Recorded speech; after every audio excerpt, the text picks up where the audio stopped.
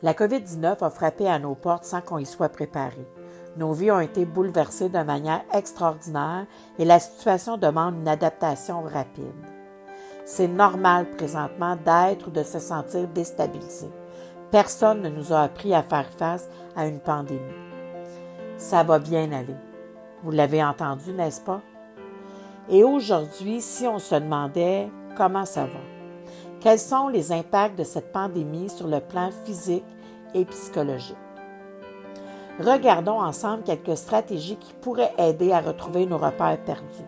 Parce qu'à travers cette épreuve, il est possible de faire appel à des capacités et à des forces insoupçonnées. D'abord, cultiver le sentiment de compétence. Sur le plan personnel, cela signifie, entre autres, de se laisser impressionner par notre capacité d'adaptation qui grandit à chaque jour. Ça signifie également de se découvrir à travers cette épreuve, apprendre de nouvelles stratégies, prendre le temps de faire des choses qu'on remettait à plus tard ou même se découvrir de nouveaux talents.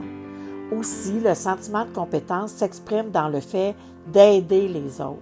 Penser aux autres est bon pour la santé. Ça peut diminuer le sentiment d'impuissance face à la situation. Sur le plan professionnel, ce sentiment se traduit par le fait de se rappeler de nos bons coups, de ce qui a déjà été aidant dans les défis de la création de l'entreprise, dans les difficultés rencontrées, dans les réorganisations, voire même dans les défis de la gestion du quotidien. C'est aussi dans l'utilisation de nouveaux modes de travail pour rester en contact avec la clientèle, voire même pour planifier la réouverture. Ça se traduit dans la planification ou l'utilisation de ce temps-là pour développer de nouvelles idées pour l'entreprise. Une promotion pour la réouverture, un programme de fidélisation de la clientèle, un nouveau service ou une nouvelle approche pour se démarquer de la concurrence. Être créatif. Ça se traduit également par l'indulgence à avoir envers soi-même, nos collègues ou les employés face à la notion de performance et d'efficacité.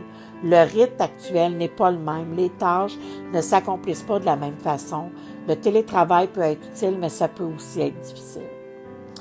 Une autre astuce à mettre en place, c'est de cultiver le sentiment de sécurité. Sur le plan personnel, ça signifie de s'isoler physiquement, mais pas socialement. Dans cette épreuve, il faut garder contact avec les proches, ça demeure essentiel.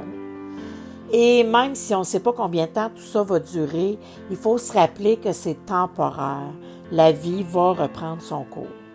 Sur le plan professionnel, cultiver le sentiment de sécurité peut se traduire, entre autres, par le fait de communiquer avec ses employés pour les informer des décisions, pour répondre à leurs questions, pour prendre de leurs nouvelles, puis leur démontrer qu'on tient à eux.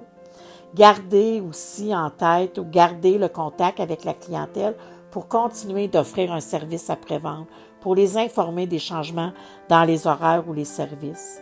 C'est aussi de penser à faire des ententes de paiement avec les fournisseurs pour qu'ils soient présents quand la situation va le permettre. Et ça peut aussi se traduire par la mise en place des mesures sanitaires qui respectent les normes pour rassurer la clientèle et les employés.